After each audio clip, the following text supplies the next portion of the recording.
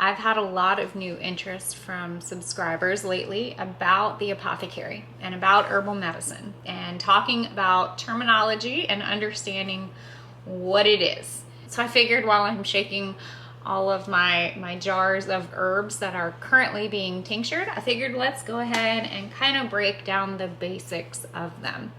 The first question that I've received is, what is an actual tincture? And in short, the best way to describe it is a tincture is the actual plant matter, whether it's the leaf or the bark or the root or the berries. And the essence of an actual herb, the actual plant matter, is actually being extracted and concentrated into an alcohol-based product. A lot of the herbs that we have that are currently in the tincturing process, which minimum is about 30 days, let's just say, but I've seen a lot of herbalists will also tincture for longer, and that is totally up to them. I have a few different alcohol percentage that we're actually using to extract the medicinal properties from each herb into the alcohol. And every day what I have to do is come up here, and between my mom and I, and we will grab the jars and we will do a shake. And the reason is because you want the alcohol to basically infuse among the plant matter, and you can kind of see that it starts changing colors after a little while. Now this is Oregon grapefruit that we've got tincturing. Look at that yellow coloring, and I believe the yellow coloring that's in the Oregon grapefruit is berberine. And essentially as a tincture, Oregon grapefruit is really good, especially if you have any stomach issues or ulcers. And I've also read that you can make a salve with it, and it works pretty well when it comes to eczema. Now, look at this. This is turmeric being tinctured. Look at the color. Oh my goodness. I definitely love how the turmeric pulled all of that richness. So basically every day, I come up here and have a little shake party, and sometimes I'll turn on some music and I'll just shake all 80 some jars that I have tincturing. The biggest thing is when you're making a tincture, you want to be able to have all of the plant matter that you have, whether it's dried or fresh, you want it to be covered in the alcohol. So that's why we come up and do a little shake every day. This one definitely has become one of my favorites, but this is Schisandra berry. Rich, dark, red, wine colored. We've got a good bit already tincturing. And every once in a while, I realize that I might have to top off a little bit of alcohol just because the plant matter really absorbs it.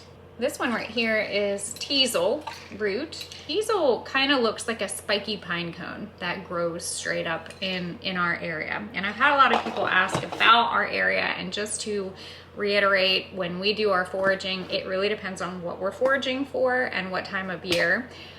I'm located right at the bottom of the Appalachian Mountains in Virginia. I want to share that because as I go throughout our foraging journey and taking the camera with me, there might be plants that are growing in our area that don't grow in your area.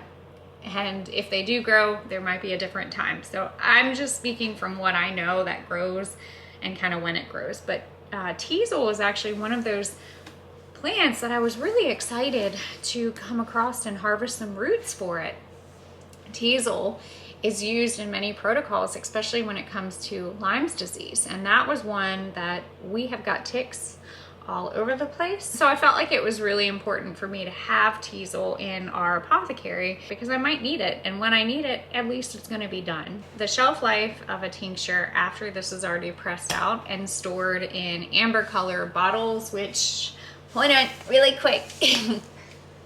If you guys were part of our live chat from the other night, you may or may not have seen that we are doing our first ever t-shirt pop-up sale that I feel like totally represents the Honeystead and the feralness and the foraging and the herbs and the beekeeping and all of that. But I wanted to add it in this video just because I was afraid that some people would miss the opportunity to purchase their Honeystead t-shirt. Now, I am only running this pop-up sale for 30 days. So it already started. The t-shirt sales are going to close down on April 20th, 2022. And as soon as it is closed, anyone that is ordered in that time frame, we're going to make up your shirt and get it shipped out to you. So don't freak out if you order it and you're expecting it tomorrow. We're doing this to be able to make sure that we're not being wasteful and just making a bunch of t-shirts that may or may not sell.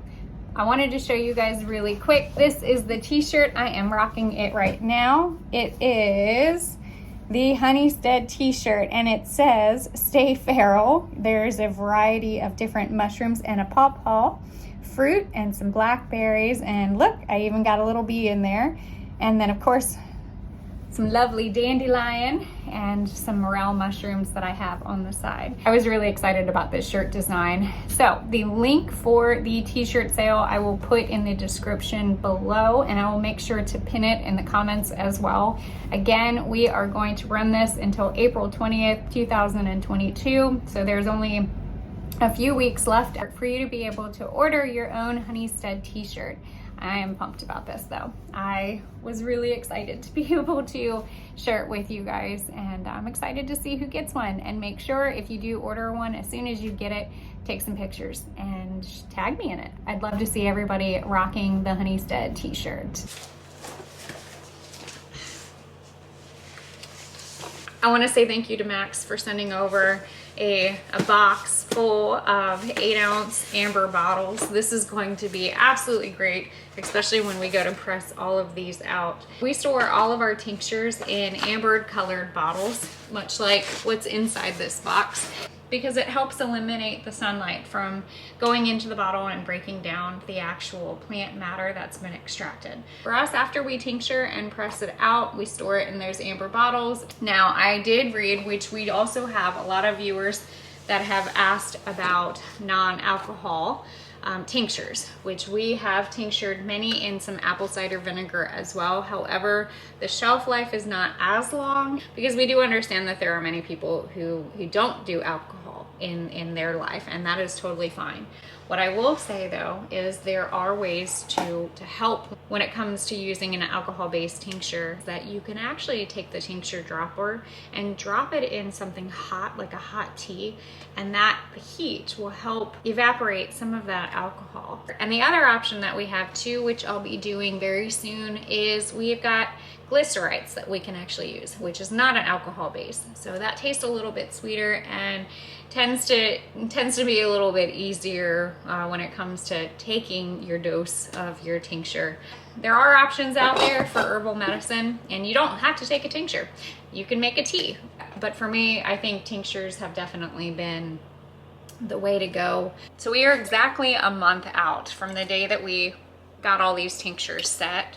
And oh, this one's really pretty. That's elderberry being tinctured. Isn't that gorgeous? Love it.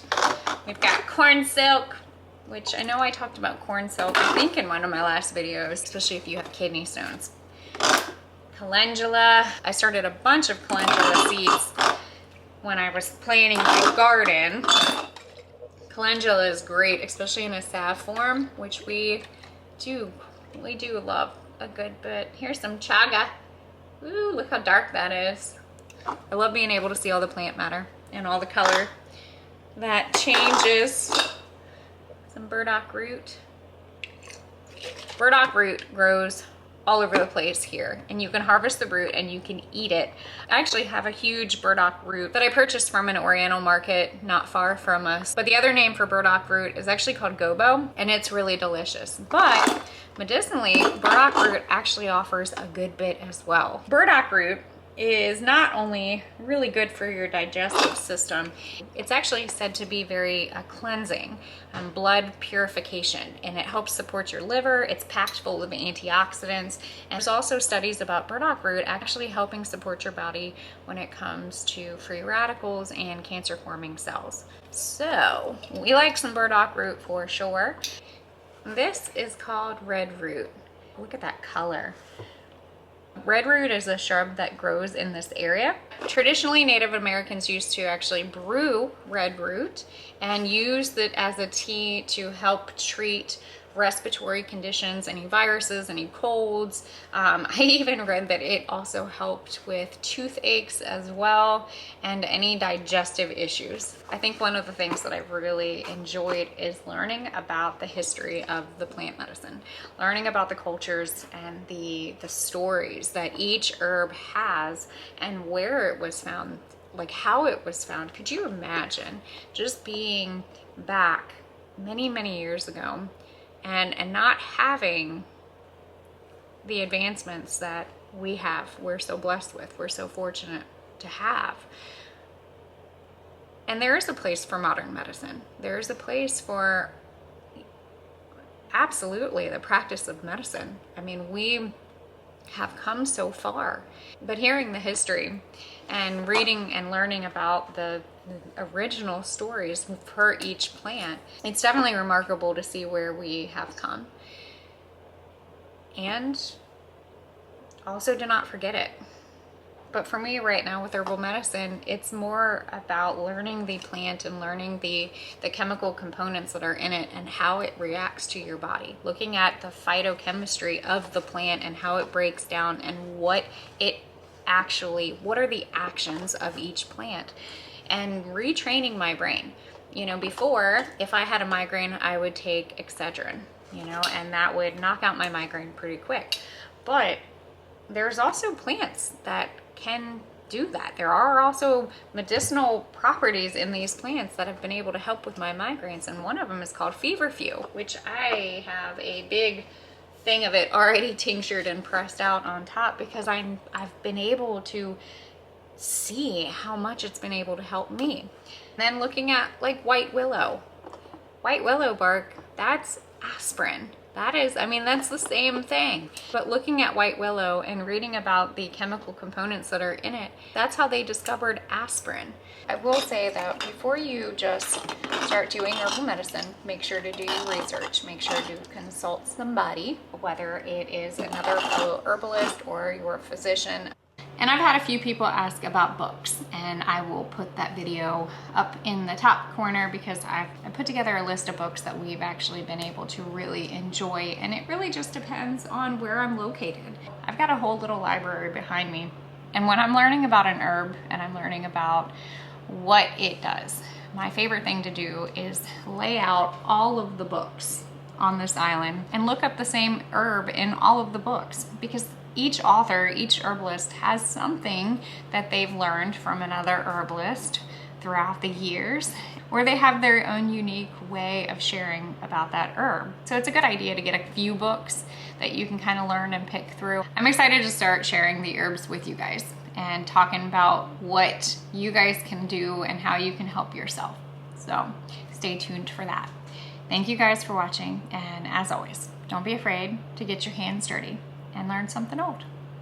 Bye guys.